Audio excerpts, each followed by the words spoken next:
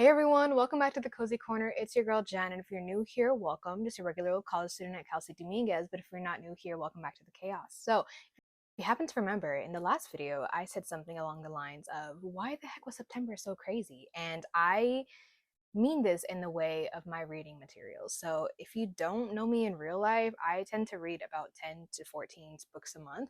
This month I'm planning to read 16 books, which I have 4 more days and I only have like 2 or 3 more books. So we got this, knocking on wood, right?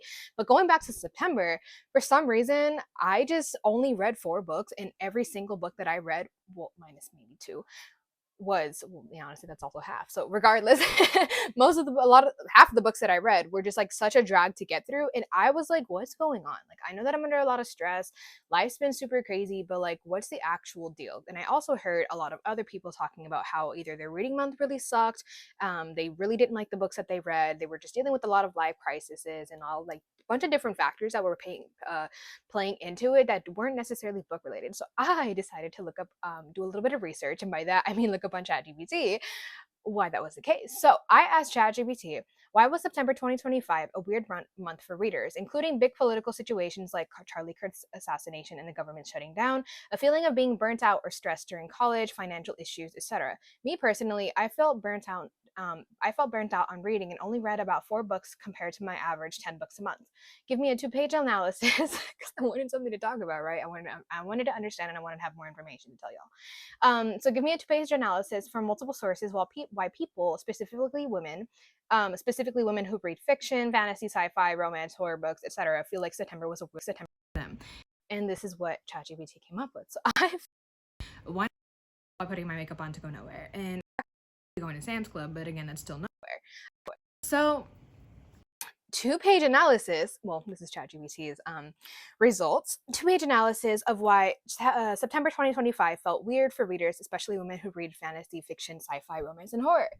I just figured I wanted to specify this video and this question for chat towards people who read, because obviously students do a lot of stuff in their free time, but I wanted this to be personalized to me and anybody who might be a reader. So that's what we're going to talk about today. And let me just finish putting on this primer, you guys. If you don't know, all of my products minus the palettes, well, I have some palettes that are from NYX as well, but all of the rest of my products are from NYX except for the foundations, which are from Juvia's Place.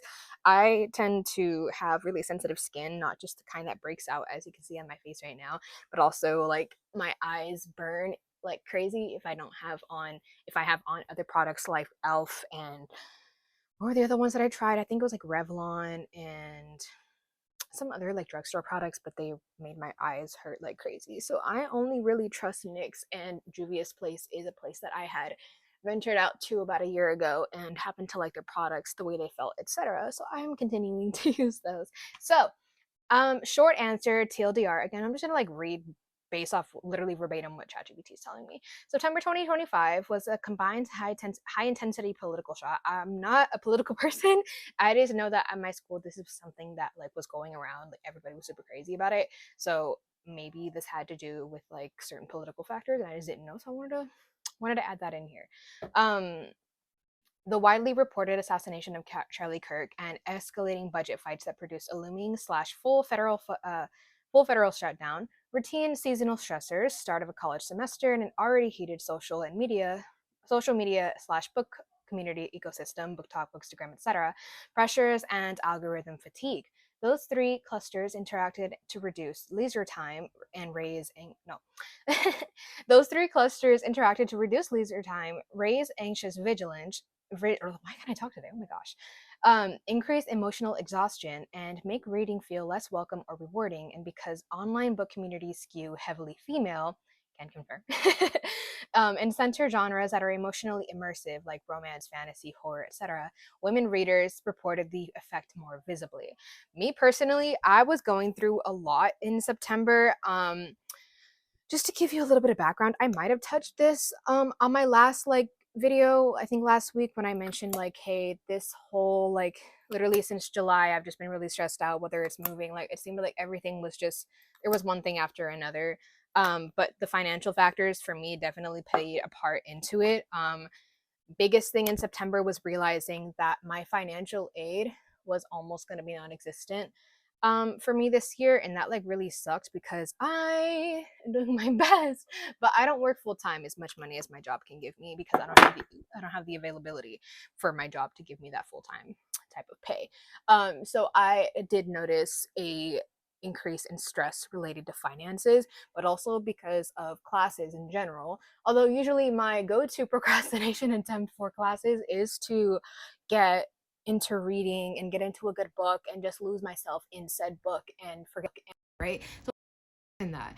But maybe it was also the quality of books that I was hitting, and maybe the books leading up to the month of September, Jennifer Armentrout, I'm looking at you, maybe led to a possible book slump and did not give me the best opportunity um, to enjoy the books that I was reading. So to give you a rundown, I am gonna be going over a video probably in the coming months or so about like all of the books that I've read since June, and go over like if I liked them, if I didn't like them, etc. Don't get me wrong, maybe 30% of the books I did like, probably a little bit more than that. I'll try to add some stats.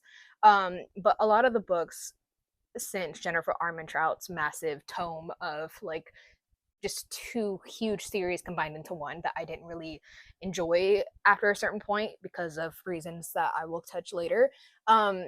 It kind of just didn't really add to the enjoyability factor when it came to reading other books, specifically the parts that had too many spicy scenes, because I feel maybe it was just like left over from my dislike of spicy scenes or just like the excess of it from Jennifer Armentrout's world that like led up to that burnout. Because listen, I love a good spicy time. I have myself some good spicy time sometimes, but sometimes if the plot tends to be outweighed by the fact that we are banging everywhere, all over the place, and many different sorts of holes and all these things, multiple pages, like if the book is more than 75%, more than 30% of the plot is just sex, I'm just going to lose interest. So maybe that happened to stave off my desire to read spicy fiction. But maybe let's read the next prompt, right? So this is just number one. Big political shocks changed the emotional backdrop. September's dominant headlines weren't quiet policy debates. They were violent, polarizing, and persistent in the news cycle.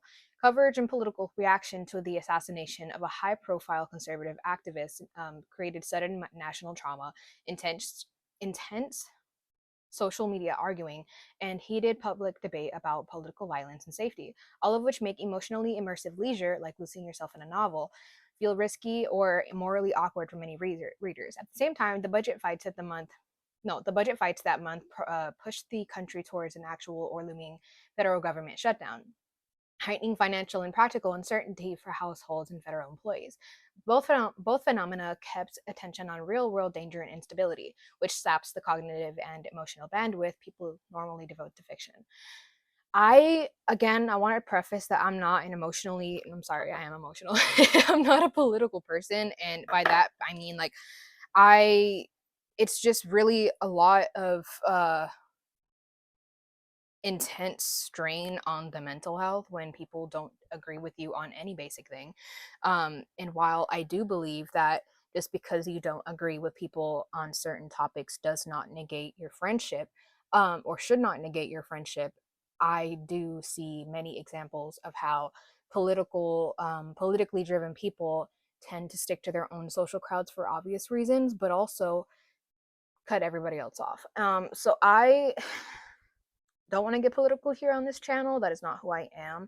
I can say I'm independent, as in I don't want to rely on either side. I want to see both facts. I want to see facts from both sides and make my own damned opinion for myself. And as a biologist or a physician assistant, future physician assistant, I want to see the facts first before I make my own opinion. That's all I'm going to say on that. However, I can say that this, like, everybody was seeing it on social media. Like the first time that I saw it, like, okay, literally just a little story here. One of my roommates, we're gonna call her T. Okay, we're gonna call her T. So I was in Cal State Dominguez I was like passing through the LSU, which is like the cafeteria, and I happened to see T, and so I said, "Hey, baby girl, what's up?" just like in passing, but like, casual greetings. And she was just like, bro, this is so crazy. And I'm like, what's going on? And she's like, dude, Charlie Kirk just died. And I'm like, oh my God, that's crazy. Like, what happened?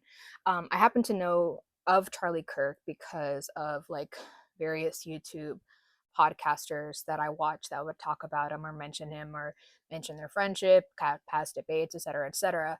Again, trying to stay equal here on this channel. So I knew of him. And so for her to be like, he just died, I'm like, that's actually insane because from the debates that I had seen, he was very like, he didn't seem the most horrible guy.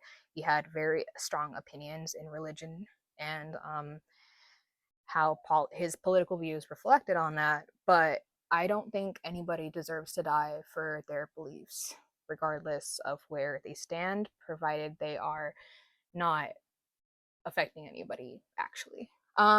So that's where I stand on that, right? But anyway, back to the point. I was like, oh my gosh, that's so crazy. What happened? She's like, there's a video circling around on social media. I have the video. And I was like, bro, send that to me because I want to see what the heck happened.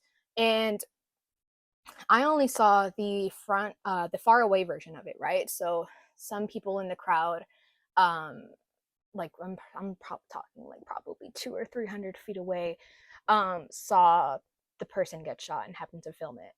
Mind you, there were thousands, I think up to 3,000 people on campus that day that were at this event that Charlie was at, and were recording. So hundreds of people could have easily gotten that on camera without even really trying, right? So seeing that, like, just up in your face, it's not a movie, it's not something that you can just, your mind can trick you as saying, oh, that's fake, so you don't have to be super like concerned about. Seeing that it was real, it did happen, and it was up in your face like that, it had like I felt a visceral reaction that was not good, to say the least. Like, I audibly gasped, and that's not something that I really do because I feel like some people can do it for dramatic effect, and that's just not who I am. I try to be as real as I can. If I don't actually feel a certain type of way about anything, I don't want to, let's not be dramatic here, right? So to see that in the privacy of my own home, with how intense it was, I was definitely feeling some type of way because this person was not a political figure. He was a political figure, but he was a social media person, right? He wasn't like, he could not pass laws. He was just literally going on campuses to try and change people's mind. He was not in office. He was going to run eventually, probably, most likely.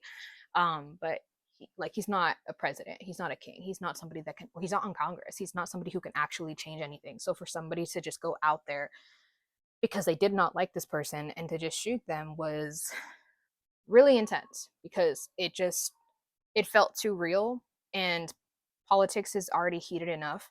And for somebody who could, like, I'm like thinking about this myself, right?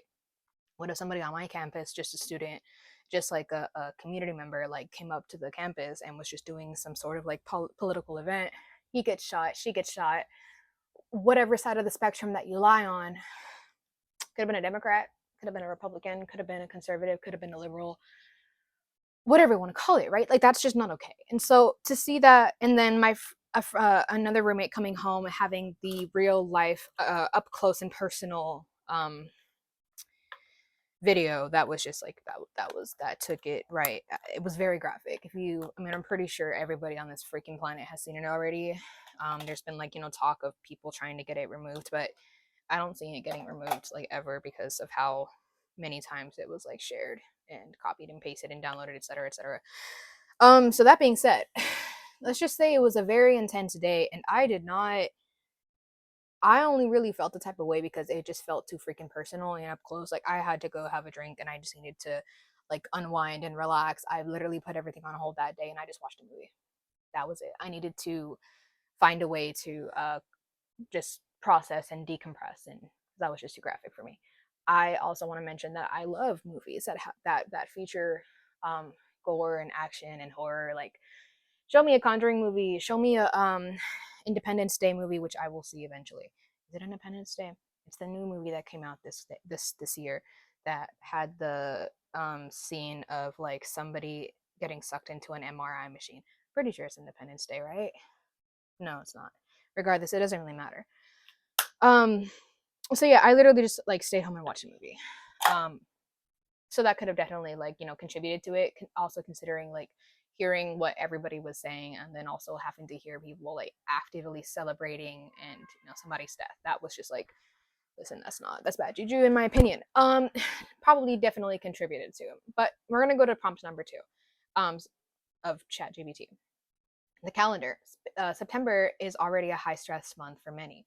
For students and those connected to educational calendars, September is the restart of the term. New classes, deadlines, TA hours, budgets, books and fees, and the social administrative friction of a semester starting. Recent reporting shows students continuing to be vulnerable to surprise costs, yep, can relate, and financial squeeze that crop up at term starts. Housing, fees, and materials, etc. Pressures that reduce discretionary time. I don't even know what that word means, and raises stress. That's precisely when many people try to keep summer leisure sorry. That's precisely when many people try to keep summer leisure habits, high reading rates, while also juggling new responsibilities, which is a recipe for burnout. That I can totally relate to. Like I literally just said at the beginning of this video. What do you call it? Like being hit with all of those new financial stressors, I was like, I don't even want to do anything. I have to worry about how I'm going to pay my rent, right? So that definitely contributed to something for me. I can say also that like September, I believe, was my first like month of what do you call it? My first month of dealing with like midterms and things like that. So I was also a bit bogged down with having to study because the girl sucks at studying in general. And considering that I'm a freaking senior and about to graduate next year, that's like a concerning thing, which is to keep my grades up. So yeah, I could definitely see that. Moving on to prompt number 3. All right, so prompt number 3, platform dynamics in the book community pressure. The last several years, no, sorry.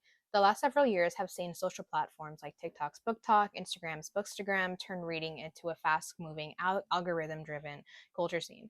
Those platforms, sorry, those platforms boost readership overall, but they also create a comparison economics. Reading becomes a visible metric, wrap-ups, monthly totals, hauled books, and a content stream that rewards rapid consumption and constant novelty. Critics and analysis, no, Critics and analysts note both the sales boost and downsides, the algorithmic homogeneity, the pressure to keep up with viral titles, and growing talk about burnout within book communities. These dynamics disproportionately amplify the experience of women because book community creator demographics and engagement, book talk, bookstagram, are heavily female. So conversations about slumps, pressure, and emotional labor are amplified within women-dominated spaces. Mechanisms at work. Comparative pressure, seeing peers finish many books, fosters guilt if your own reading drops. FOMO and fast trends. Viral book commands Viral books demand immediate attention, so either you race to read it or you feel left behind. And emotional labor. Many women report using fiction for emotional work, like processing catharsis, when real world events are themselves emotionally raw. Fiction that normally comforts can feel either too heavy or too insufficient. So I can't relate to this actually, just because while I love watching book people talk about the books, Jamie Falk, Catherine, Belle Rafferty. I forget her name, but she's the Australian creator. And gosh, I'm missing somebody. She's the blonde. She's Jamie's best friend. Regardless, there's like a whole bunch of people that are talking about the books that they're reading, right? Also, Larry reads, right? And then Yana, and then the other one, the brunette, I forget her name. I'm so sorry. She's actually really cool. But regardless, like all those creators, when they pop out so many books a month, I do like listening to them, but it doesn't necessarily uh, doesn't necessarily promote how many books I should read, because I just like have my own TBR of books that I decide to read and go from there. And I try not to change my TBR for the month because that TBR is already going to have books stacked, and they're, to me at least, set in stone. So my December TBR is already set, and I can't add any more books to that because there's already like 12 or 13 books in there. So I can totally get the FOMO and like the new books coming out. Like I think Jamie read three Shattered Souls, I think last month or this month, and she's already read it and made her what do you call it, like review on it. But like I'm just starting it like literally yesterday. So that FOMO type of situation doesn't have an effect on me because I tend to stay away from spoilers or attempt to, and the creators that I subscribe to don't also promote spoilers within their content. So I get it, but I can't relate to it, right? So we're gonna go into prompts number 4, and then I'm gonna do my mascara and my what do you call it, my eyeliner, and then we'll talk about number 5. So genre-specific dynamics make the effect stronger for women who read fantasy, romance, sci-fi, and horror. Genres like romance, romantasy, cozy fantasy, and emotionally intense horror ask readers to invest emotionally in characters, relationships, and sometimes trauma. When the public life is saturated with real trauma, assassination, political threats, mass protests, economic precarity, etc., some readers find intense fiction, specifically content that traffics in violence, betrayal, or grand emotional swings, either re-traumatizing or discordant with daily reality. Conversely, other readers seek escapist reads, but algorithmic pressure to constantly consume that escapism for content undermines the restorative effect.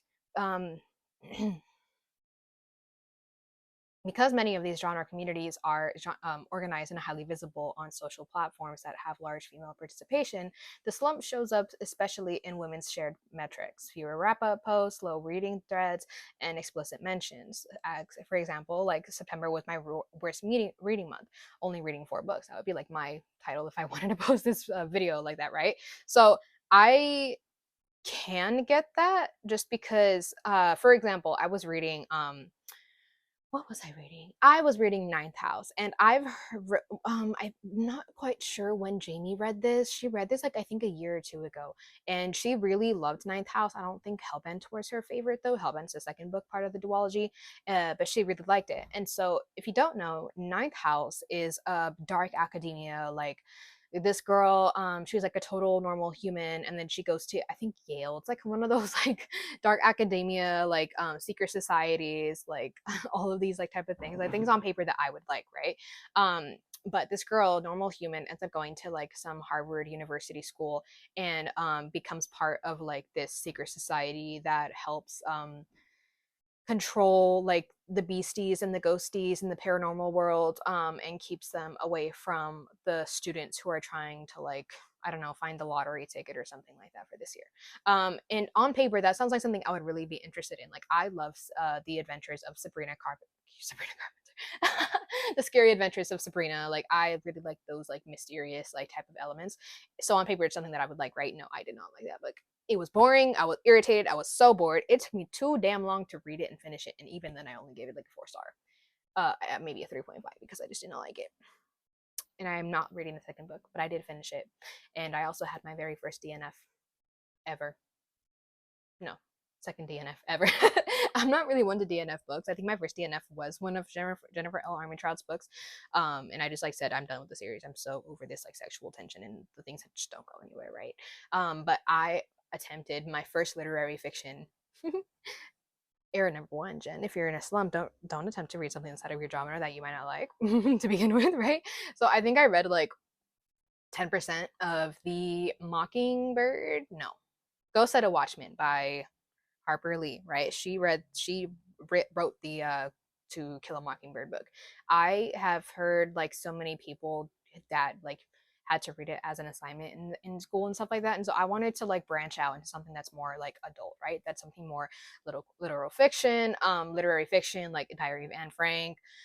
That's not fiction, that was a real thing. But regardless, like something that's out of my comfort zone that I really wanted to read. And maybe that was like mistake number 1 to read during a reading slump. But regardless, I DNF'd it because I just could not get into it. And I'm really sorry, but that's just something that I can get into. And that's, it is what it is. So like I said, I'm gonna go put on my eyes, right? Finish my eyes, and then I'll get on to prompt number 5, which is financial and time constraints that aggravated the slump. So give me 1 second, okay? All right, eyes are almost done, but for now, let's go over prompts number 5. So, financial and time constraints aggravated the slump. A government shutdown or threats thereof is not just abstract. It threatens the paychecks, public services, and creates uncertainty in labor markets. People with student debt, hourly work, or federal jobs can see immediate downstream effects. Financial worry, narrows bandwidth for non-essentials, buying fewer books, cutting back library or store visits, or spending more waking hours on job search and administration, all reducing reading time. Combined with semester startup expenses, September becomes doubly squeezed. So this is another thing that I can understand, but and relate to, but not really. No, I'm so sorry. This is something that I can understand, but not relate to. As this semester, at least so far, I have not bought any books. I bought a coloring book, but that doesn't count.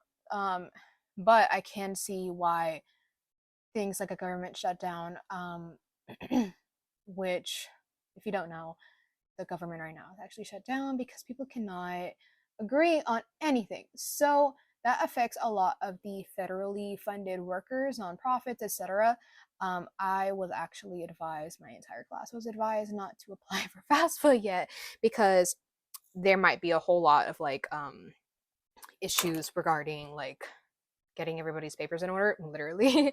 And just as basically I was warned not to apply for it yet as a just in case of my information getting fucked up. So I thought it was funny that literally like the day after she said that, which this is just like a coincidence, right? But literally the day after she said that, I got an email from like the local government or something like that saying like just because the government is shut down does not mean that you guys can't apply for FAFSA and or do your taxes and that they will still be due. So I thought that was funny. But I can say, hopefully, right, knocking on wood, that likely the government won't be shut down by the time FAFSA and or tax season is actually like, you know, due and done with. So that's a plus, right? But finances have just been tight all around with everybody, in my opinion. If it hasn't been tight with you, I love that for you. I'm very, very happy. But for me, they were really fucked. They're still kind of fucked. Getting better though, which is great. Anyways, going on to social evidence, community talk of slumps that rose that month. This is where I want to get into the nitty gritty, right? This is prompt number 6. Across Instagram and video platforms, creators use phrases like September was stressful, so I didn't read as much, or posted reading slump reels, and wrap ups with fewer titles than usual. Anecdotes consistent with your experience, 4 books versus your usual about 10. That kind of community narrative both records and reinforces a collective slump. Once many creative, sorry. Oh no. No, it's fine. It's fine. It's fine. Once many creators say they read less, that becomes a shared frame for individuals to explain their own drop in output. Listen, I may also not have been watching as many book slump videos, but I did watch a couple. This is my own experience. But yeah, I can't say that I did like listen to a lot of people saying that their own month of September really sucked. But Larry Reed's had a good reading month. Go her, baby girl, bestie. I love that for you. You know, awesome. But for me, it was not the case. I had a very big slump, and honestly, I was hitting one. I was kind of hitting one. Like it was definitely coming because, like I said, June baby girl was not the not the vibe. And I did what I could by like not reducing, but cutting out the book that the whole series damn well of reading that entire damn thing because I'm so sorry. What's her name? Lauren, love that for you that you love this series, but it's just not for me. And that's okay. That's okay. We all have our own series that we love, don't love, and that's just what makes the world go around.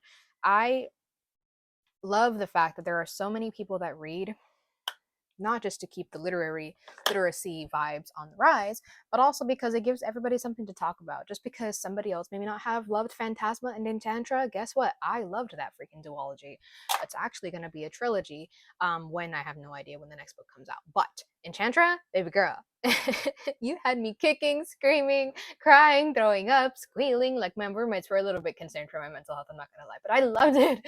I will reread Enchantra every single day of my life. But bottom line, why you felt it, back to ChatGPT, baby girl, and why it showed up more among women readers. The last couple of days, I have not been able to talk. I had an interview yesterday, and it was kind of important because it was for my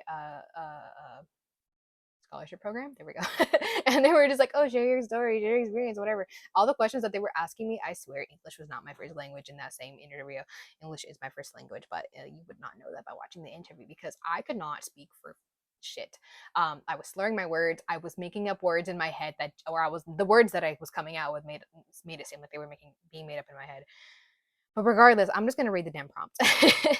Emotional bandwidth drained by violent, polarizing news and political uncertainty, assassination coverage, budget shutdown, standoffs, etc. Practical bandwidth squeezed by semester starts and financial pressures, student costs, possible furloughs and shutdown effects, community dynamics amplified the feeling, social platforms turned reading into a visible, competitive, fast commodity, while many peers announced slumps that became a contagion in the bookish communities that are disproportionately female. Key takeaways, if you want them. Oh, I don't want that, baby girl. I'm good. Okay, maybe I should just tell y'all. Give yourself permission for a slow reading month. Yes, absolutely. Quality over quantity, right?